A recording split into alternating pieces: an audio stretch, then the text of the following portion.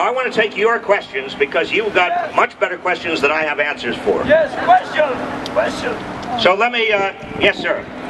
I'm going to repeat the question, by the way. Yes. Wouldn't it make sense to create a system where nobody will go homeless for any reason? Yeah, okay. Well, does it make sense to create a system where nobody is going homeless for any reason? The answer is, obviously, yes. We should not have an economy, this economy, the richest economy in the world. We should not have so many homeless people. Why do we have so many homeless people? We should have facilities for them. We should have provision for them. And it's not just homeless people. Do you know today the chance that any family could find themselves homeless? Yeah. Any family. Yeah. Any family. Middle class families, professional families. If they got a medical bill that is a huge medical bill, if they lose their job, if they just fall back down on their luck, they could be homeless. You know how many people are losing their homes now? They are going to be homeless. This is not just a few people. This is potentially all of us. Yes, sir. Another question over here. Yes, ma'am. Could you tell us about this deal that Obama and the state attorney generals are trying to work out to give immunity to prosecution to the banks for precisely this kind of indecent mortgage? Okay, the question is, what kind of immunity are the states trying to work out with the administration to give the bank executives immunity from all of the stuff that they did? I don't know about that, but let me say what this movement should insist on, among other things, and that is accountability. Oh, yeah.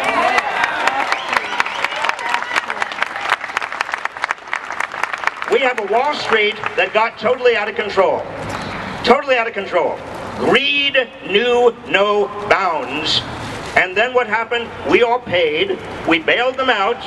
And then there was supposed to be financial regulation. Well, what did they do? The street, Wall Street, and the financial sector paid a huge amount of money for lobbyists and campaign finance so they could create loopholes in the financial regulation bill large enough for them to drive their Lamborghinis through.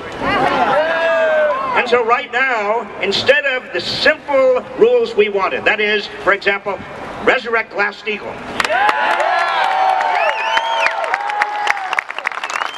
Separate commercial from investment banking. A simple rule.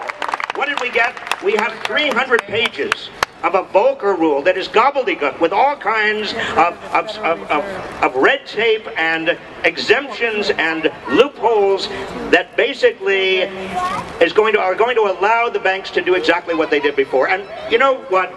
Let's be candid. The banks are basically doing exactly what they did before. And it's very, very important because many of you here, for completely accurate and important reasons, are concerned about the environment. Some of you here, for very important, noble, and critically important reasons, are concerned about jobs. Some of you here, for absolutely terribly important reasons, want to move to what I think we should have, and that is a single-payer system of health care.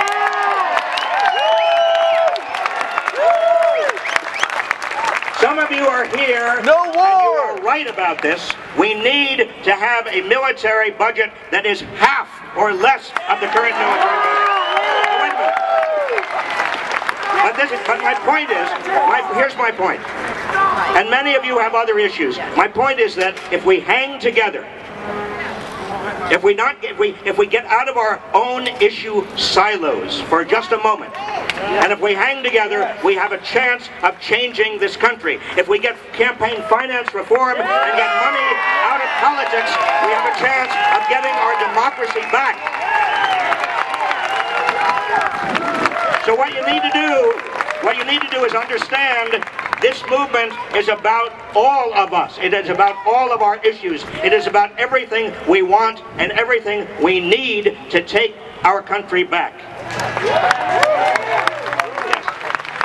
Mr. Reich, how do we get our money back from the bailout, and how do we get some people in jail for all this? Okay, how do we get our money back from the bailout? And how do we get some people in jail for all of this? That goes back to the question of accountability. And let me just say, not a single top executive on Wall Street has been indicted or prosecuted for what has happened on Wall Street, and that is a scandal. But how do we make sure that that scandal is reversed and we get genuine accountability? How do we do that? For the same way we do everything else that I just listed. We demand it, we mobilize, we organize, we show energy, we link up with other occupiers around this country. We make this movement the strongest and most powerful people's movement in decades and decades, and we get everything that we want, that is necessary, and that is just. I have about a minute left. 5 minutes, okay. We got a chance for a couple more questions. What about the war? Yes, ma'am. Wait a minute, I can't hear it. In your opinion, will Obama ever enact promises that he gave us? Okay, here's the question. In my opinion, will Obama ever fulfill the promises he made to us in 2008? Guantanamo, kidnapping, torture. No. Drones. The answer is this. President Obama, if he is faced with a strong and articulate and powerful progressive movement, President Obama will go along. He will not. Bought and sold. Yes, sir. Yes. What can we do with all the dollars that we spent on the war? What would we be able to do with them? Question is, what could we do with all the dollars that we are spending now on the military? $700 billion a year. Well, if we had $700 billion a year, or even if we have the military budget to $350 billion a year, we could educate all of our children, provide early childhood education. We could provide health care to all of our people. We could have a first-class infrastructure in this country, and we could provide jobs to people rebuilding America. Right on!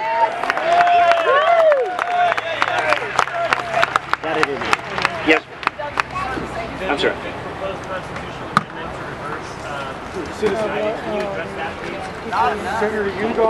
You know, the problem we're talking about is not only a problem of Congress and Washington, or at least it's not only a problem of elected officials directly, it's also a problem, and let's be candid about this, it's a problem of our Supreme Court. And I'm going to name names. They start with Roberts, and Scalia, and Alito, and Clarence Thomas, and too often Justice Kennedy. And what they have decided, among other things that are heinous, that are ridiculous, that are grotesque, they've decided under the First Amendment that money is speech and corporations are people. I will believe that corporations are people when Georgia and Texas start executing corporations.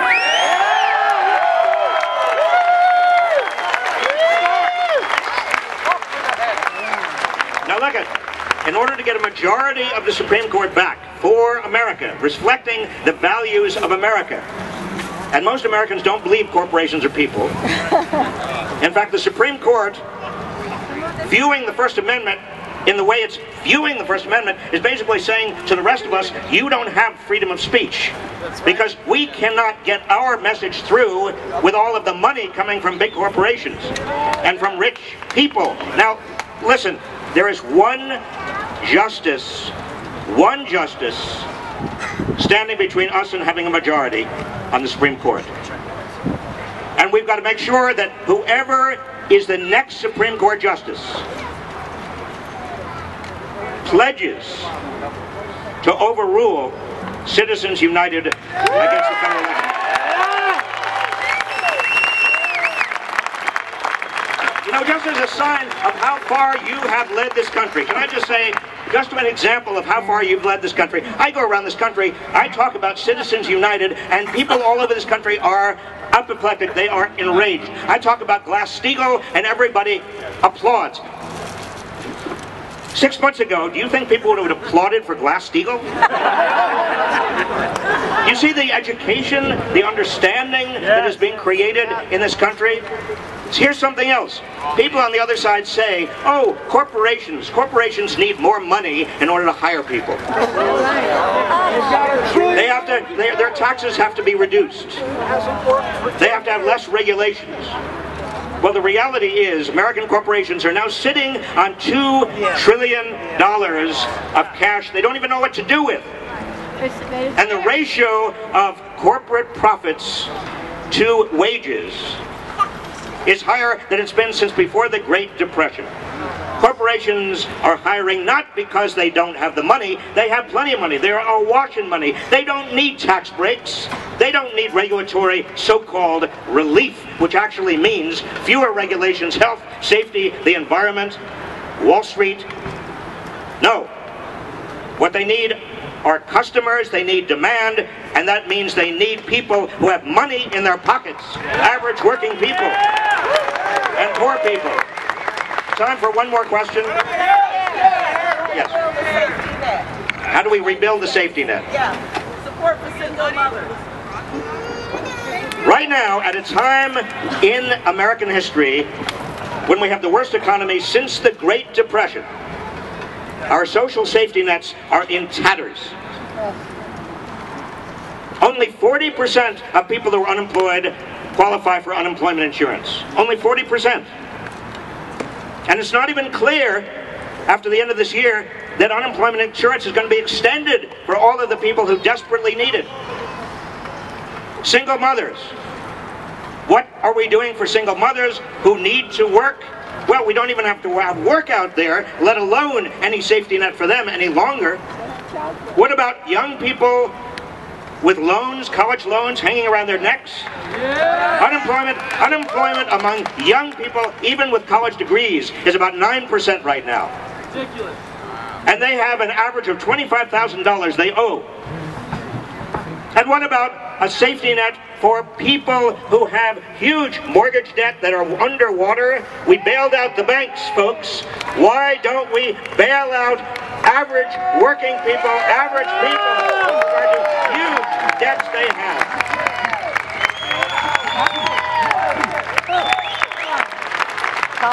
In closing, let me just say this. Everything is going to...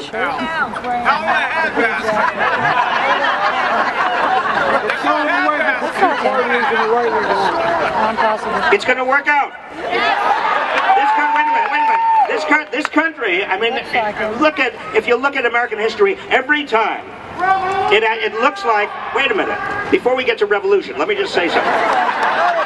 Every time in the history of this country, when things have got totally out of whack, and I'm talking about the 1880s and 1890s and 1920s and 1950s, every time in this country when things have got out of whack, you know what happens? People rise up. The people rise. Americans can do it. And we can do it if we are patient, if we are nonviolent, if we understand the importance of being organized and mobilized, and if we educate those who disagree with us and listen to those who disagree with us. Thank you very much.